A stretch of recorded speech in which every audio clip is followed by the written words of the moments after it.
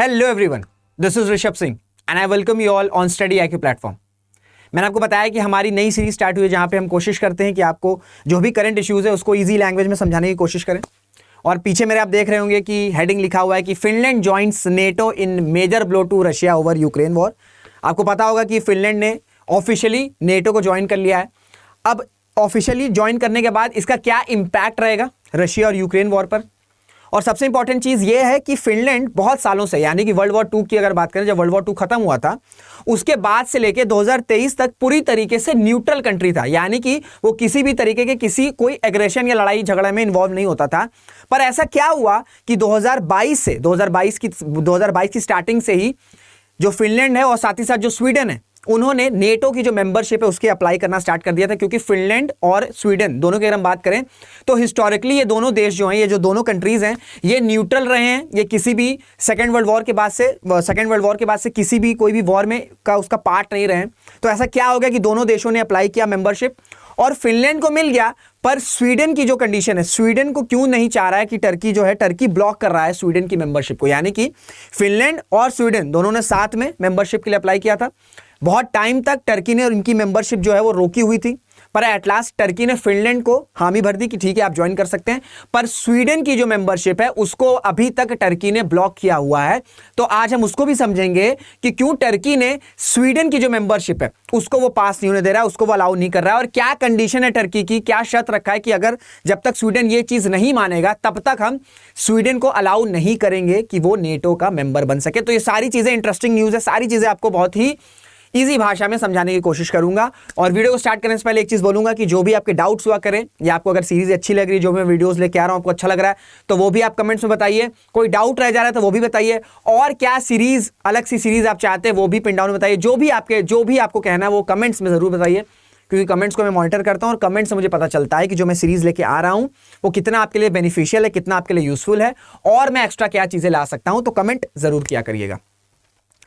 चलिए फिर इसको हिस्टोरिकली समझते हैं कि फिनलैंड का जो नेटो को ज्वाइन करने का, ठीक है, जो नेटो को ज्वाइन करने का जो डिसीजन है वो किस तरीके से एक हिस्टोरिकल चेंज की तरह से देखा जा रहा है।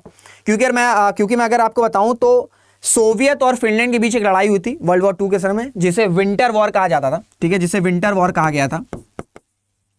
विंटर वॉर कहा गया था। ये आपका अराउंड 1940s के अराउंड हुआ था। अब जब इस वॉर में फिनलैंड हार गया था सोवियत यूनियन से, फिनलैंड हार गया था, जब फिनलैंड की डिफीट हो गई थी सोवियत से, तो इनके बीच एक अग्रीमेंट, एक ट्रीटी साइन हुई थी सोवियत और फिनलैंड के बीच में। उस वक्त सोवियत यूनियन था। 1991 में सोवियत जब टूटा उसके बाद जो रशिया हो गया था, पर 1991 से देखा जाए, 1991 से पहले देखा जाए तो सोवियत यूनियन था।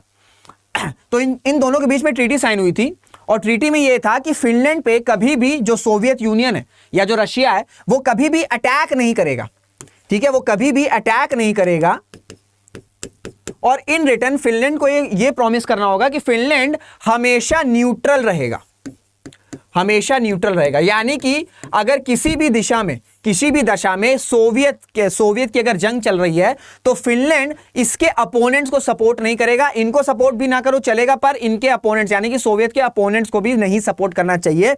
यानी कि पूरी तरीके से न्यूट्रल रहेगा फिनलैंड और साथ ही साथ स्वीडन दोनों। तो ये आपका हिस्टोरिकल डेवलपमेंट था। ठीक है, पर क्या हुआ, अब ये जो चेंज आया, ये चेंज क्यों आया?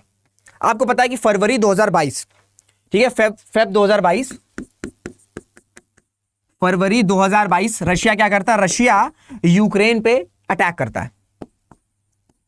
ठीक है, रशिया यूक्रेन पर अटैक करता है और जैसे ही ये अटैक किया गया फिनलैंड और स्वीडन पैनिक में आ गए थे। इनको लगा कि इनकी जो देश है तो बहुत ज्यादा छोटा देश है। क्योंकि अगर हम यूक्रेन की बात करें तो यूक्रेन में अच्छी खासी पॉपुलेशन है, 450 करोड़ की पॉपुलेशन है, नॉट 4 और 4.5 करोड़, गलती से 400 करोड़ निकले, 400 करोड़ नहीं, इमरान खान वाली बात आ गई, वो वाली बात नहीं है।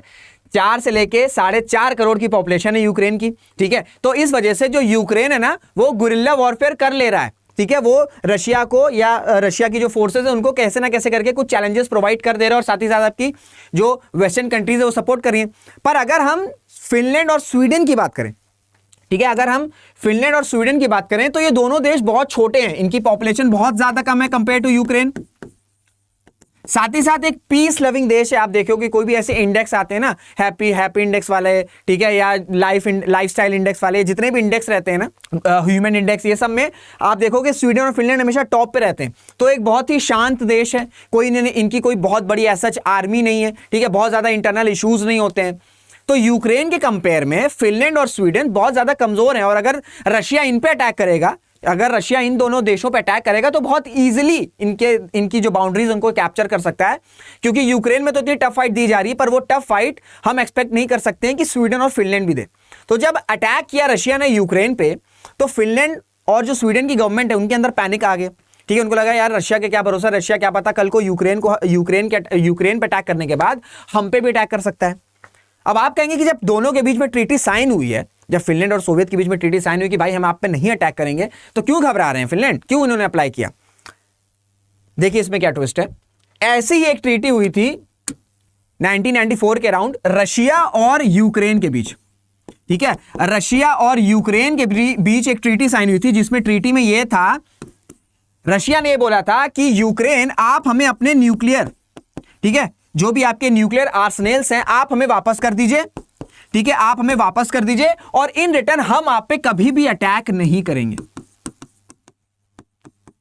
तो आपको पता है कि पहले यूक्रेन में 1994 से पहले या 1994 तक यूक्रेन एक न्यूक्लियर कंट्री थी, पर ये जब ट्रीटी साइन हुई, ये जो अग्रीमेंट हुआ दोनों के बीच में, रशिया और यूक्रेन के बीच में, तो यूक्रेन को लगा कि ठीक है रशिया हम पे अटैक नहीं करेगा, हम रशिया की बातों पे भरोसा करते हैं, रशिया हम पे अटैक नहीं करेगा, और हम क्या करते हैं, हम इन रिटर्न अपने जो न्यूक्लियर आर्सेनल्स है वो रशिया को दे देते हैं।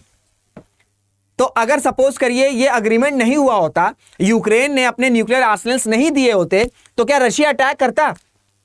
कह नहीं सकते, शायद कर भी सकता था, नहीं भी कर सकता था, क्योंकि देखिए डर क्या रहता है, अगर कोई कंट्री, आपने अटैक किया किसी कंट्री पे और उस कंट्री के पास न्यूक्लियर आर्सेनल्स हैं, और एट टाइम जब ये लगेगा, वो कंट्री को लगेगा कि अब हम हारने वाले हैं, अब हम तो डूबेंगे ही, सनम तुमको भी लेके डूबेंगे, वो है ना, तो ये वाली चीज है। पर अब यूक्रेन के पास न्यूक्लियर आर्सेनल्स नहीं है, तो इसमें रशिया ने अटैक कर दिया। तो इस वजह से जब ये ट्रीटी का उल्लंघन हुआ, जब ये ट्रीटी को रशिया ने निगलेक्ट कर दिया या नहीं माना, रिजेक्ट कर दिया, और इसके बाद अटैक कर दिया यूक्रेन पे, तब फिनलैंड को लगा कि, या स्वीडन को लगा कि रशिया की ट्रीटी पे हम भरोसा नहीं कर सकते हैं। हो सकता हो कि शायद कल को यूक्रेन पे अटैक करने के बाद शायद फिनलैंड पे अटैक कर दे, क्योंकि जो व्लादिमीर पुतिन है वो चाहते हैं कि जो सोवियत की ग्लोरी थी, ठीक है, 1991 से पहले जो सोवियत की ग्लोरी थी, जो सोवियत की बाउंड्री थी, जिसे अखंड रशिया कहा जाए अगर हम अपने भाषा में समझे, तो वो चाहते हैं कि वही बाउंड्री, वो जो टेरिटरी, जो देश टूट के अलग हो गए सोवियत से, उनको वापस अपने साथ जोड़ा जाए। तो ये विजन है आपका व्लादिमीर पुतिन का। तो इसी वजह से जब ये ट्रीटी पे जब ये देखा गया कि रशिया ने इस ट्रीटी को रिजेक्ट कर दिया, रशिया यूक्रेन के बीच जो ट्रीटी साइन हुई थी, और उसके बाद अटैक कर दिया, तो इस वजह से जो फिनलैंड की गवर्नमेंट है और जो स्वीडन की गवर्नमेंट है, उनके अंदर पैनिक आने लग गया। उन्होंने जैसे ही अटैक हुआ, जैसे ही रशिया ने अटैक किया, तुरंत उन्होंने नेटो मेंबरशिप के लिए अप्लाई करना शुरू कर दिया, क्योंकि उनके खुद के पास कोई ऐसा आर्मी नहीं है। तो उनको लगा कि नेटो एक ऐसा ऑर्गेनाइजेशन है जिसके अम्ब्रेला के अंदर हम लोग शायद सेफ रह सकते हैं। इस वजह से जो है ये नेटो की मेंबरशिप अप्लाई करना शुरू किए। 2022 में अप्लाई करना शुरू हुआ था, और ऑलमोस्ट एक साल बाद जो है फिनलैंड की हामी भरी गई, स्वीडन को अभी भी ब्लॉक किया गया है। दोनों देशों को टर्की ने ब्लॉक किया गया, टर्की के द्वारा ब्लॉक किया गया था, पर एट लास्ट टर्की ने फिनलैंड को अलाउ कर दिया, पर अभी भी स्वीडन को रोका हुआ है। वो हम समझेंगे बाद में, अभी थोड़ी दूर आगे समझेंगे कि क्यों स्वीडन को ब्लॉक किया हुआ है। अब ये देखेंगे कि फिनलैंड के नेटो ज्वाइन करने से रशिया को कैसे ब्लो हो रहा है, ठीक है, रशिया पे क्या इंपैक्ट पड़ेगा। अब देखो ये रशिया है, ठीक है, ये कंट्री है, बॉर्डरिंग कंट्री, ये आपकी फिनलैंड, ठीक है, और ऐसा नहीं है कि ये पहला देश है रशिया की, कोई बॉर्डरिंग देश का, कोई रशिया का कोई पहला ऐसा नेबर है जिसने नेटो ज्वाइन कर लिया, नहीं। अगर हम नॉर्वे की बात करें तो वो भी नेटो का पार्ट है, वो भी आपका रशिया की बॉर्डरिंग कंट्री है। फिर साथ ही साथ आपकी एस्टोनिया हो गए, लतविया हो गए, लिथुवेनिया हो गए, ये तीनों भी आपके बॉर्डरिंग देश हैं और रशिया के बिल्कुल करीब हैं, और ये भी नेटो के पार्ट हैं। तो ये मत सोचना कि फिनलैंड पहला देश है जो कि रशिया से बॉर्डर बना रहा है और वो नेटो को ज्वाइन कर लिया, नहीं, पहला देश नहीं है। नॉर्वे भी है, एस्टोनिया भी है, लतविया भी है, लिथुवेनिया भी है, ठीक है। तो इसी वजह से ये जो आप देख रहे हो ना, ये क्या, इसे क्या कहते हैं, इसको जो टर्म मेंशन करते हैं, ठीक है, जो टर्म मेंशन करते हैं व्लादिमीर पुतिन या रशिया की सरकार, वो कहते हैं कि एक्सपेंशन ऑफ नेटो ईस्टर्नवर्ड्स, ठीक है, ईस्टवर्ड्स की तरफ। पहले तो क्या, अगर हम नेटो की बात करें वो आपका यूएस और वेस्टर्न यूरोप, ठीक है, वेस्टर्न यूरोप की कंट्रीज के लाइन था। पर जब से 1991 के बाद से, जब सोवियत टूटा, उसके बाद से जो नेटो का एक्सपेंशन है वो ईस्टर्न की तरफ होने लगा, यूरोप के ईस्टर्न पार्ट में। इस वजह से रशिया ने जो यूक्रेन पर अटैक किया, उसको उन्होंने यही बोला, अपना क्लेम ये दिया है कि हम नहीं चाहते हैं कि हमारी बॉर्डरिंग कंट्रीज में एक जो इंपॉर्टेंट देश है यूक्रेन, जो आपका सेकंड लार्जेस्ट देश है यूरोप में, अगर रशिया को हटा दें तो सबसे बड़ा देश है यूक्रेन यूरोप में, वो आपका नेटो का पार्ट बन जाए। तो अपनी सिक्योरिटी को बचाने के लिए यूक्रेन पर अटैक किया, ये रशिया का कहना है। अब देखो क्या हो रहा है, रशिया की जो फोर्सेस हैं वो अभी यूक्रेन पर अटैक कर रही हैं, ठीक है, वो इस पोर्शन से अटैक कर रही है, यहां से, यहां पे आपकी रशियन फोर्सेस हैं, ठीक है, रशियन फोर्सेस, रशियन वेपनरी, सब कुछ यहां पर है। अब अगर फिनलैंड यहां पे ज्वाइन हो गया, फिनलैंड की मतलब यहां पे नेटो फोर्सेस यहां भी रहेंगी, पहले तो यहां पे थी आपकी नेटो फोर्सेस, अब फिनलैंड के ज्वाइन होने से क्या होगा कि अब रशिया के जो फोर्सेस है, रशिया को अपनी कुछ फोर्सेस टुवर्ड्स नॉर्थवर्ड भी डाइवर्ट करनी पड़ेगी, ठीक है, टुवर्ड्स नॉर्थवर्ड भी डाइवर्ट करनी पड़ेगी। तो इस वजह से ये एक मेजर ब्लो है कि जो फिनलैंड है वो आपका नेटो का मेंबर हो रहा है। क्योंकि अब क्या होगा, अभी क्या है, मैप में देखो, यूक्रेन यहां है, ठीक है, अभी जो रशिया की फोर्सेस है वो यहां पे प्लेस्ड हैं, वो यहां पे प्लेस्ड हैं। अब फिनलैंड भी पार्ट हो गया है, तो यानी कि अब रशिया की जो सरकार है उसे अपनी फोर्सेस को डाइवर्ट करना पड़ेगा, क्योंकि इधर से क्या पता अटैक हो सकता हो नेटो फोर्सेस से, होगा नहीं, पर रशियन गवर्नमेंट या रशिया, अगर हम रशिया के प्रेसिडेंट की बात करें तो उनको कहीं ना कहीं थॉट आएगा ना कि शायद हो सकता है नेटो फोर्सेस यहां से अटैक कर दें। तो इस वजह से अब कुछ अपनी फोर्सेस इनको डाइवर्ट करनी पड़ेगी टुवर्ड्स देयर नॉर्दर्न बाउंड्री। तो इस वजह से ये एक मेजर ब्लो है रशिया के लिए, जहां पे रशिया यूक्रेन से एक युद्ध कर रहा है, और जो युद्ध है ये काफी ज्यादा अपने पीक पर है। कभी यूक्रेन जो है रिटेलिएट कर रहा है, यूक्रेन अपनी कुछ टेरिटरीज वापस ले रहा है, फिर रशिया उनसे मतलब फिर से टेरिटरीज वापस ले रहा है। तो यही सारी चीजें चल रही हैं, तो काफी ज्यादा इंटेंस इस समय वॉर चल रही है। तो इसी दौरान इनको अपनी फोर्सेज जो डाइवर्ट करनी पड़ेगी towards their northern boundary, which is not a good news for the Russian authorities और द रशियन गवर्नमेंट। सो इस वजह से जो फिनलैंड ने ज्वाइन किया मेंबरशिप, वो एक तरीके से ब्लो है रशिया के लिए, जहां पे वो यूक्रेन से लड़ रहे हैं। और क्यों ज्वाइन किया ये भी मैंने आपको बता दिया, क्या रीजन था फिनलैंड के अंदर, क्या डर आ गया था वो भी मैंने आपको बता दिया, क्या ट्रीटी थी, किस वजह से किस वजह से जो फिनलैंड वो ट्रस्ट नहीं कर सकता रशिया पे।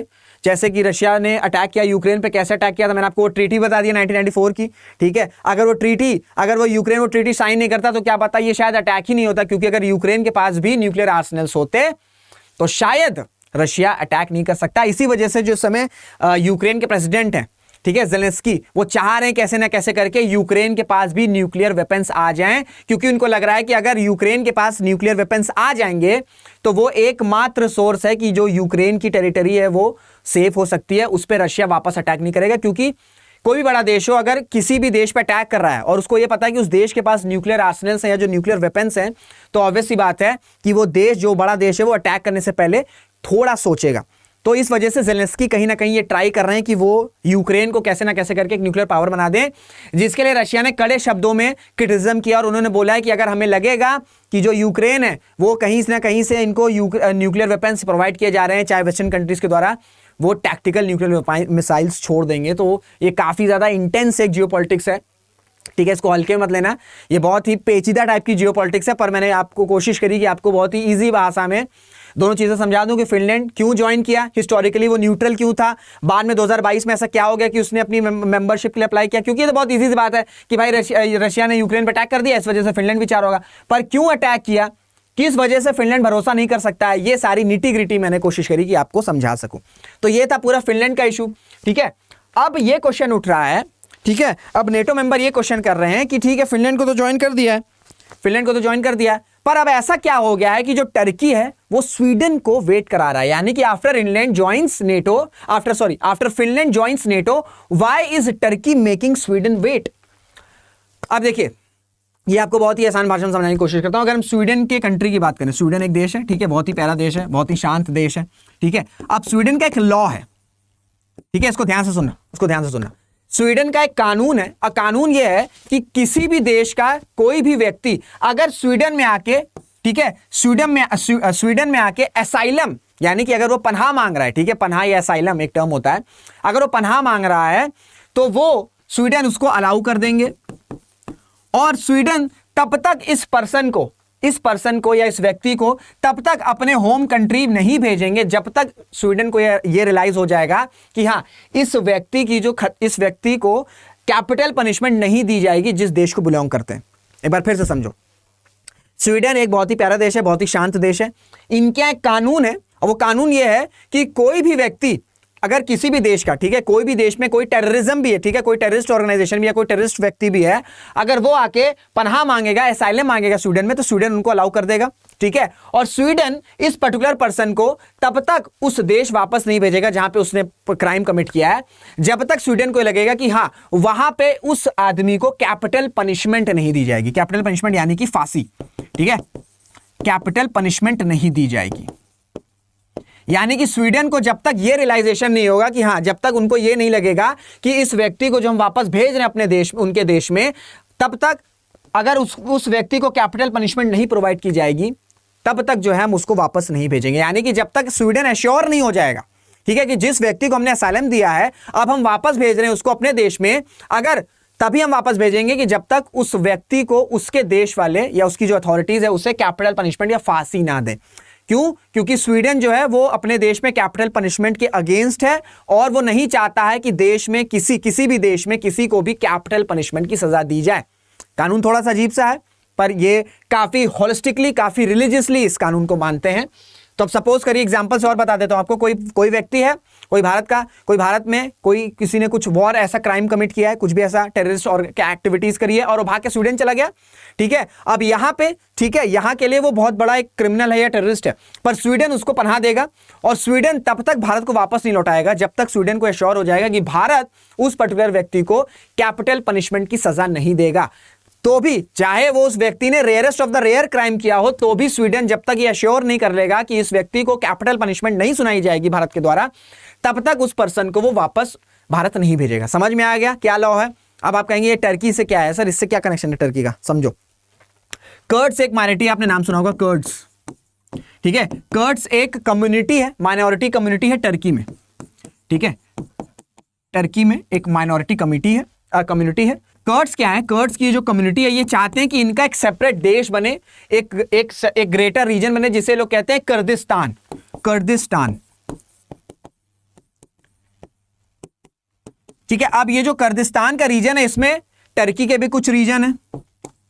ये जो कुर्दिस्तान का एरिया, इसमें कुछ टर्की के रीजन हैं, कुछ सीरिया के रीजन है। तो यानी कि ये जो कर्ड्स हैं, ठीक है, ये जो कर्ड्स हैं ये कहीं ना कहीं एक डेंजर है, थ्रेट है टर्की की टेरिटोरियल इंटीग्रिटी के लिए। और इस वक्त कुछ जो कर्ड्स हैं वो आपका स्वीडन में प्रेजेंट है और स्वीडन का वही लॉ है कि भैया हम तब तक वापस नहीं करेंगे टर्की को जब तक टर्की ये ना कहे कि हम इनको फांसी या कैपिटल पनिशमेंट नहीं देंगे। तो टर्की ये कह रहा है कि जब तक ये जो कर्ड्स हैं, ये जो कर्ड्स कम्युनिटी है, जब तक स्वीडन इनको टर्की के हवाले नहीं करेगा, टर्की अपनी जो मेंबरशिप है, ठीक है, टर्की स्वीडन को अलाउ नहीं करेगा कि वो नेटो का पार्ट हो सके। इसका लॉजिक ये दे रहे हैं, क्लेम ये कह रहे हैं, टर्की ये कह रहा है कि जिस तरीके से नेटो की जो कंट्रीज, उसमें ये है कि अगर किसी एक कंट्री पर अटैक हो रहा है यानी कि सारी कंट्रीज पर अटैक किया जा रहा है, उसी तरीके से जो कर्ड्स हैं वो एक थ्रेट है टर्की की टेरिटोरियल इंटीग्रिटी के लिए। और अगर टर्की की टेरिटोरियल इंटीग्रिटी पे खतरा है तो इसका मतलब यही कि जितने भी नेटो के देश हैं उन सभी देशों पे टेरिटोरियल इंटीग्रिटी का खतरा है। तो इस वजह से टर्की जो वो कह रहा है कि जब तक स्वीडन अपने लॉ में बदलाव नहीं करेगा या जब तक कर्ड्स को वापस नहीं करेगा, हम यानी कि टर्की स्वीडन को अलाउ नहीं करेंगे कि वो पार्ट हो सके नेटो का। तो ये एक इशू है।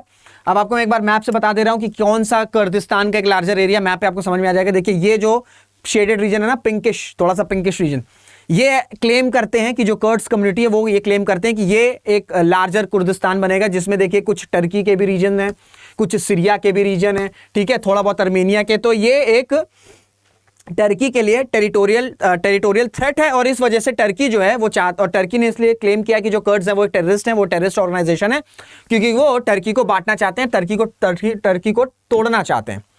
तो इसी सब वजह से जो टर्की है उन्होंने स्टॉप किया हुआ है कि स्वीडन की एंट्री हो सके नेटो में।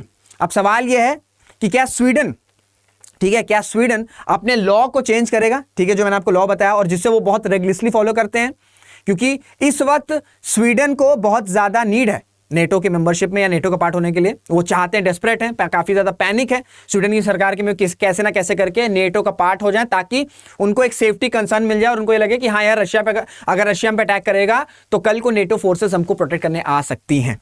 तो ये एक डेवलपिंग न्यूज है। क्यों टर्की रोक रहा है ये मैंने आपको समझा दिया, और अगर इसमें जो भी चेंजेस आएंगे कि अगर स्वीडन अपने लॉ को चेंज करेगा तो ऑब्वियस सी बात है टर्की जो है वो अलाउ कर सकता है, पर जब तक इस लॉ में या जब तक स्वीडन जो है वो कर्ड्स कम्युनिटी के जो लोग हैं उनको टर्की को वापस नहीं दे देता विदाउट एनी कंडीशन, तब तक समझ लो कि जो स्वीडन की एंट्री है वो नेटो में थोड़ी सी मुश्किल है।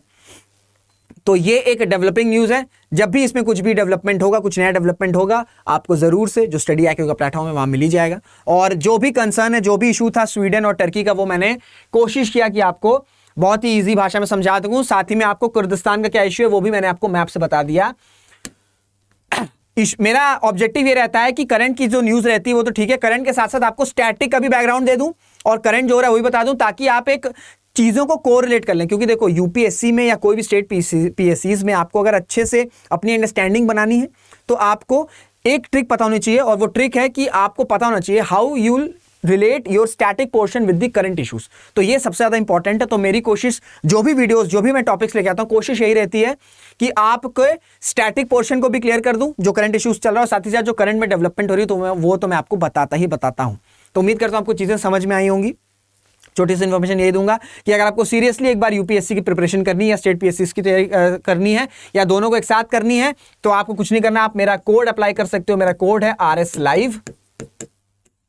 My code is RS Live। जैसे आप मेरा कोड पिन डाउन करोगे, आपका जो ये जो कॉम्बो प्राइस है, ये जो कॉम्बो कोर्स है वो पड़ जाएगा 21,999 का। तो ये छोटी सी इन्फॉर्मेशन देनी थी। अगर कोई भी डाउट होगा तो आपको पता है आपको क्या करना है, आपको कमेंट्स करने हैं। मुलाकात करेंगे आपसे अगले वीडियो में। तब तक अपना ध्यान रखिएगा, मेहनत करते रहिएगा, खुश रहिएगा। जय हिंद, जय भारत।